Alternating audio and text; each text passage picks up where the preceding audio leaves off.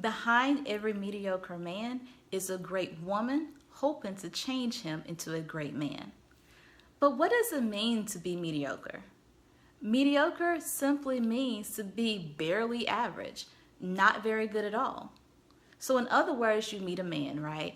And he comes from a good family, brought up in a good city, good neighborhood, went to college. You know, he has some of the basic things that sets you up for greatness and success. And he's not really doing anything. So you're thinking, well, all he needs is to have a great woman by his side in order to bring out that greatness in him. But it's exactly this type of thinking that causes ambitious women to settle for mediocre men in mediocre relationships.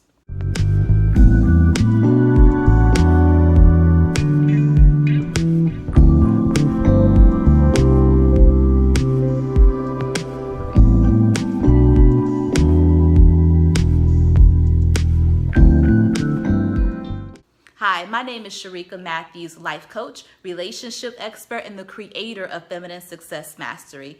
And today I want to explore this idea with you that it takes a great woman to bring out the greatness in a man. Because it is true, right? We all know that the type of partner you choose to be in a relationship with can completely change the trajectory of your life. However, it's not really up to you to create in him it's not really up to you to create in him the greatness that he was created to be.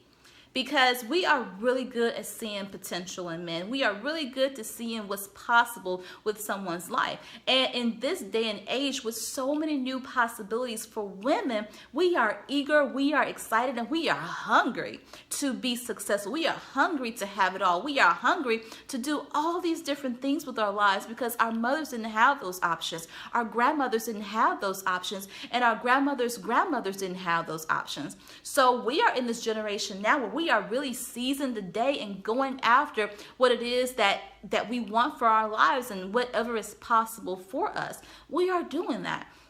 And so we desire for the men in our lives to be just as hungry. We desire for the men of our lives to be doing and seeking out greatness for themselves, for their lives, and for their family. And oftentimes, not oftentimes, but there are some cases, right, where there are some men who are simply okay with being where they are. They are simply okay with being average, or they are simply okay with being less than average according to society standards. And so sometimes we find ourselves in these relationships and in these positions to where, okay, I think he's a good man, comes from a good background, he has good morals, he has a good sense of who he is. But I just think that once he gets with me and he sees what I'm doing and how I'm doing it, I'm going to be his inspiration. I'm going to be his muse. I'm going to be that thing that he needed in his life in order to step up his game. Yeah, it can happen. It happens a lot, right? But it doesn't happen for everyone. And so what I want you to think about when it comes to positioning yourself and holding on to this belief that it takes you as a great woman in order to bring out the greatness in a man. I want you to really think about the fact that I don't think we give men enough credit and enough responsibility to be responsible for what they do with their life. Yes, it is okay for you to be an inspiration, but it's not okay for you to bear the weight of the quality of his life. So I want you to think about these three things as we move forward here. Number one, even with the best intentions, all of the resources, and the best hookups, you're not going to change a man. He is who he is. He's gonna be the way he is now, and the way he's gonna be the way he is now tomorrow. That's essentially the way it is. So unless he actually wants to change, he's not going to do it. And the example that comes to mind is, this is 2021. We have made it through 2020. And in 2020, a lot of people lost their jobs. A lot of people had to make career shifts. People who own businesses had to find new ways to do businesses. Like, there was just a lot of things that happened to us outside of the pandemic, but it had a lot to do with our financial state of mind. And so now you have a lot of people who are on the bandwagon that we should have multiple streams of income, that we should have our own businesses on the side so that we're not dependent on someone's job. And I agree with that, right? Like, it makes good sense to have multiple streams of income. But unless he desires that for himself, it doesn't matter how much sense it makes to you, how much sense it makes to the world. Some people just aren't built for that life. Some people don't have that hustle in them. Some people don't have that desire to do invest. Some people are risk adverse. They don't want to make investments in the stock market. They don't want to make investments in Apple or Amazon. They don't want to invest $10,000 in a business that may or may not produce a profit this year. They're not about that life, or they may not feel comfortable going to MLM meetings and building a business that way and generating income that way. They're just not about that life. And it's okay. It's okay for them to not be about that life.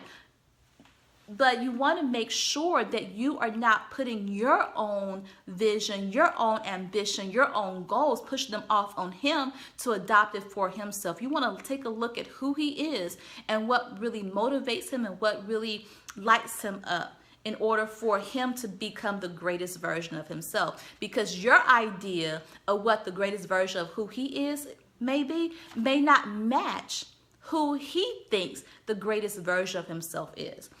And so, yes, you can provide him with resources and, invite him to meetings to do all this other stuff to help him become a greater and a better person. But he has to want it for himself. He has to see it for himself, and he has to do the work in order to obtain it for himself. And that actually leads me to number 2, is that men really have to see their own greatness, and they have to own their own greatness. Like, you can't encourage him. You can speak life into him all the time. You can call him my king. You can call him my leader. You can call him whatever you want to call him. And you can be his biggest cheerleader. But unless he sees what you see in him, he'll never live up to the greatness you think he is. So he has to own that for himself. So yes, continue to encourage him, continue to speak life in him, continue to do all the things that you're doing, but he has to see it for himself. He has to own it for himself so that he can pursue it for himself. And then the third thing I want you to think about is this. It may not ruffle some feathers, but it's a shift in how we think. And that thought is, just because you're an ambitious woman doesn't mean you need an ambitious man. Let that sit for a second. Just because you're an ambitious woman doesn't mean that you need an ambitious man. I want to say in the last 5+ years, we have really been sold on this romanticized idea of being a power couple and being an empire or having an empire, which is great. There's nothing wrong with desiring those things in and of itself, but we often think that being a power couple is being with someone like, Beyonce and Jay-Z, or Barack and Michelle Obama, or I don't know, some other really great and famous couples who seem to have it all, who seem to be to manage having a career and giving to the community and doing all this. So they seem to just be doing it all, right? And they probably are. But the thing that you have to remember is that everybody needs different things. Because here's the thing that I have learned is that when it comes to ambitious women wanting an ambitious man, in order to create a power couple scenario and building an empire, you want to ask yourself 2 questions. Number 1, are you willing to wait? When I say wait is in reference to the men. You see, men who are on this, who are extremely ambitious, who have these big dreams and big goals for themselves, they're usually not looking to settle down when they're young. They're actually wanting to build a solid nest egg. They're usually looking to build a 6-figure savings plan outside of their 401k. They're usually looking to build, a whole community. So unless you got married when you were 21, oftentimes you're going to have to wait till like you're in your 30s, maybe even 40s in order to settle down with someone like that. Doesn't mean that it's impossible, but are you willing to wait on him to get to a comfort level to where he's now ready to bring in a wife, where he's now ready to bring in a family, where he's now has the capacity, the mental capacity, the emotional capacity, and the financial capacity to take on a family and take care of a family the way he wants to take care of and provide for a family.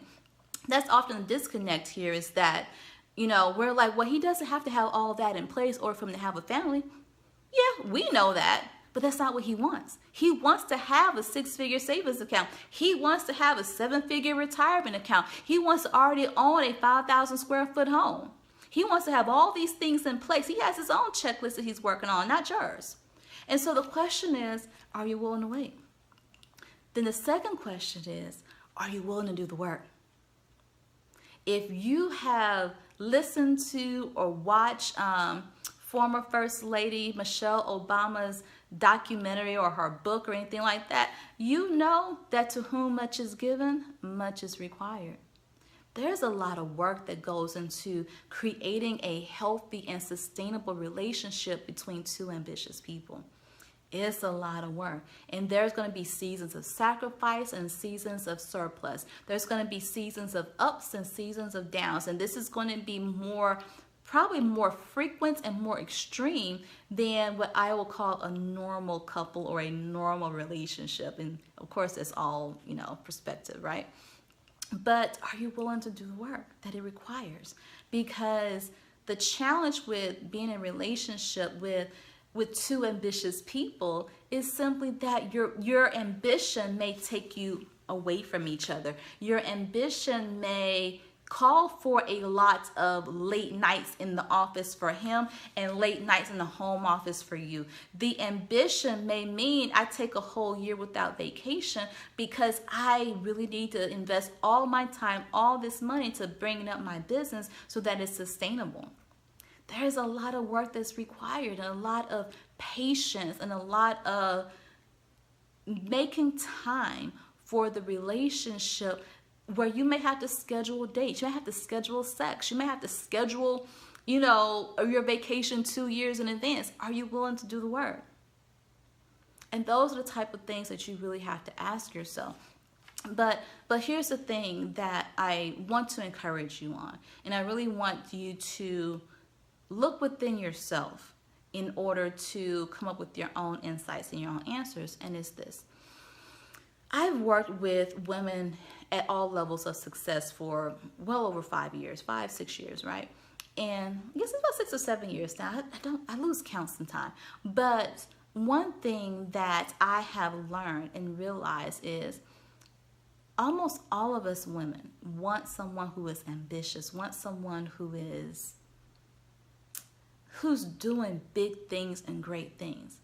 But when I really start to coach them and really start to peel away the layers and start asking questions, what women really, really want is someone who's going to support them in their own pursuits. Because what ends up happening is, and I'll have to teach on this a little bit later, what really ends up happening is, because we are in this process of looking for men who are just as ambitious as we are, we end up falling for narcissistic men. We end up falling for emotionally unavailable men. We end up falling for toxic masculinity. So I want you to think about that. Yes, on the surface level, yes, you may want someone who is ambitious, but at the heart of you want someone who is supportive of you versus someone who is jealous of you, versus someone who becomes a liability to you, versus someone who sees you as their competition. That's what we end up experiencing because we're so focused on creating a Michelle and Barack situation, so focused on creating a Beyonce and Jay-Z situation, that we end up falling for or mistaking the signs of a narcissistic, toxic, or, just simply not the right person type of man. We mistake that for someone who's ambitious and really doing things. And so that's why I really want you to take the time and understand that you don't have to bring out the greatness in anyone. You don't have to say, I have to have a man who is this ambitious, who's doing this much in the world. It's great. It's absolutely great. But you want to make sure that at the core of what you're asking for really aligns with your values, really aligns with the heart of who you are and the heart of what you truly want. And what you truly want is a partner. What you truly want is someone who's supportive. What you truly want is someone who's committed to creating a relationship with you and doing the work. What you're looking for is someone who would come together with you and create a new dream and a new vision for your life together, as well as maintain their own vision and their own dreams for their lives, so that yes, you may have two different sets of ambition, but you can come together, create a new vision, new dream, and agree to work together to achieve that vision and that dream. That's what we truly desire out of a relationship. So yes, speak to your man, speak life into your man, desire greatness for him, desire what God has for him, but also encourage him to have the desire for himself and to take the steps necessary in order for him to bring that desire into physical manifestation. So if you are a woman who considers herself ambitious, you consider yourself high achieving, you consider yourself having high standards, I want to invite you to join me in my private Facebook group called Relationship Success for High Achieving Women. In that group, I share with you more content like this. I share with you, I would say, tips and advice on really how you can tell and make sure that you're in the right relationship for who you are and for the woman that you are becoming, and how to position yourself to receive the life, the love, and the relationship you truly desire and deserve. So if this is a community where you can see yourself being a part of, just go to relationshipsuccessforwomen.com.